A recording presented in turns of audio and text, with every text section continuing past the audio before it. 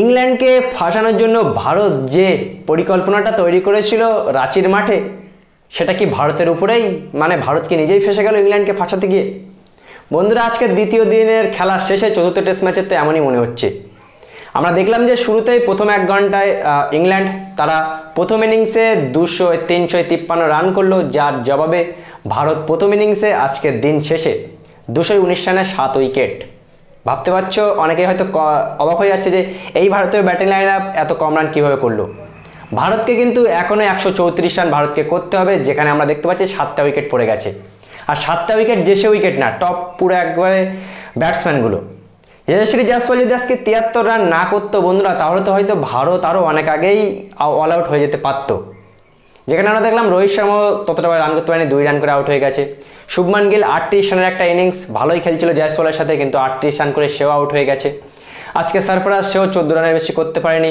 আমরা রাজাত পাটিদারের কথা যদি বলি, সে কিন্তু কন্টিনিউ সুযোগ পাচ্ছে, কিন্তু তেমন কিছুই করতে পারছে না।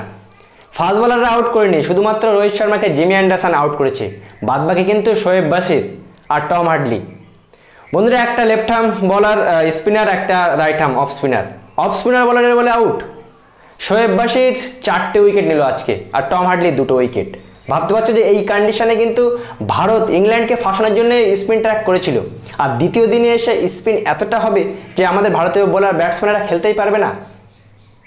মানে ইংল্যান্ড 350 রান তো করেছে, যদিও ইংল্যান্ড 350 রানটা 353 রানটা ভারত আরও আগে এদের অল আউট করতে পারতো, 300-র মধ্যে অল আউট করতে পারতো, কিন্তু ভারত সেটা পারেনি। 350 রান এই কন্ডিশনে কিন্তু অনেক রান, আমি যেটা আজকের খেলা থেকে বুঝলাম। ভারত 219 রানে 7 উইকেট তাদের পড়ে গিয়েছে, এখনও 173 রান বাকি, 134 রান বাকি। যেখানে আমরা দেখতে পাচ্ছি যে ধ্রুব জুরেল, শুধু একটা প্লাস পয়েন্ট যে বন্ধুরা, আজকের দিন শেষে ধ্রুব জুরেল আর কুলদীপ যাদবের মধ্যে একটা ছোট্ট 42 রানের পার্টনারশিপ আমরা দেখতে পেলাম, যেখানে ধ্রুব জুরেলও ভালো খেলছে, কুলদীপ যাদবও কিন্তু ভালো খেলছে। কুলদীপ যাদব এখনও 17 রান করে খেলছে, আর তার সাথে ধ্রুব জুরেল সেও কিন্তু 30 রান করে খেলছে। সুতরাং এই যে দুটো এখনও তারা 42 রানের পার্টনারশিপটা করেছে, কালকে যদি 100 রান হয়, যদিও কঠিন, কিন্তু আমরা তো চাইবো যত রান হোক ততই কিন্তু আমাদের ভালো। 134 রান একটু বেশি হয়ে গেল বন্ধুরা। 7টা উইকেট না গিয়ে যদি 5টা উইকেট পড়তো তাহলে ভালো হতো। আর রাঁচি টেস্টের দ্বিতীয় দিনের খেলা শেষে এতটা ভয়ঙ্কর হয়ে উঠবে পিচ আমরা কিন্তু কখনোই ভাবিনি।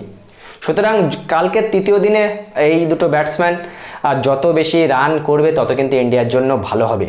আর ইংল্যান্ডের দ্বিতীয় ইনিংসে রবিচন্দ্রন অশ্বিন আর রবীন্দ্র জাদেজাও কিন্তু অনেক ভালো কিছু করতে পারে, তার কারণ আজকের দ্বিতীয় দিনের খেলা দেখলাম যে স্পিন মানে এতটা ভয়ঙ্করভাবে হয়ে উঠবে যে ভারতীয় ব্যাটসম্যানরা খেলতেই পারবে না। সুতরাং তৃতীয় দিনে কিন্তু রবিচন্দ্রন অশ্বিন আর জাদেজা আরও ভয়ানক হয়ে উঠতে পারে, কিন্তু তার জন্য কালকে শুরুতেই কিন্তু আমাদের আরও এই যে 42 রানের পার্টনারশিপটা কুলদীপ যাদব আর ধ্রুব জুরেল করেছে, এই পার্টনারশিপটা কিন্তু আরও এগিয়ে নিয়ে যেতে হবে। যত এগিয়ে নিয়ে যাবে, যত 134 রানটা কম করতে পারবে, ততই কিন্তু ভারতীয় টিমের জন্য ভালো। কিন্তু যদিও সত্যি কথা বলতে তৃতীয় দিনও অনেক কঠিন হবে, অনেক কঠিন হবে।